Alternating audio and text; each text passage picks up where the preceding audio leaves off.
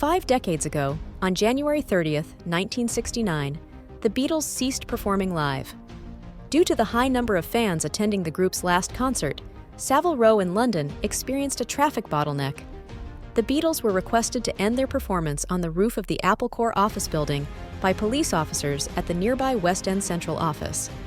The Beatles have performed a number of songs, including Danny Boy, I Want You, Get Back, Don't Let Me Down, I've Got a Feeling, and Dig a Pony. Let It Be is the name of the documentary that features footage from the concert.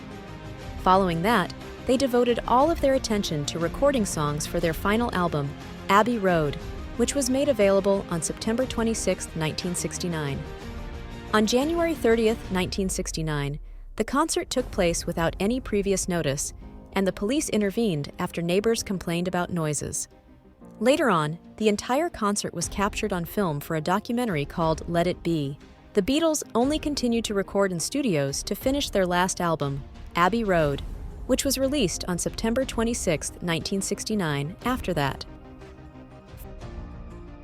First single, Love Me Do, was released on October 5, 1962, marking the beginning of the Beatles' career. This song was recorded on September 11, 1962, at EMI's Abbey Road studios in London. The song debuted and quickly shot to the 17th spot in the top 20. It was also the catalyst for the Beatles' public debut and name introduction. This song was originally a duet by Paul McCartney and John Lennon. At the conclusion of each verse, Lennon sang the song's lyrics in a solo voice. However, inspired by Bruce Channel's recent hit, Lennon wanted to add harmonica to numerous parts of the song. The quartet, made up of John Lennon, Paul McCartney, George Harrison, and Ringo Starr, has become a force to be reckoned with thanks to the sales of their singles, which also demonstrate the caliber of their work. The album signified the growth of British bands in the U.S. music scene. The Beatles' Love Me Do song required a complicated recording method. 3 separate takes of this song were made with several drummers.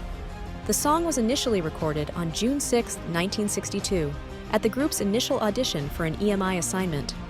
Pete Best was the drummer at the time. Ringo Starr took Pete Best's place on September 4, 1962, since producer George Martin disapproved of Best's drumming. Simultaneously, Ringo Starr's version of the recording procedure was used for the Beatles' singles release. September 11, 1962, saw the Beatles get back into the recording studio. George Martin requested assistance from Andy White, the drummer who was playing during sessions in the recording studio, because he was not happy with Ringo Starr's drumming.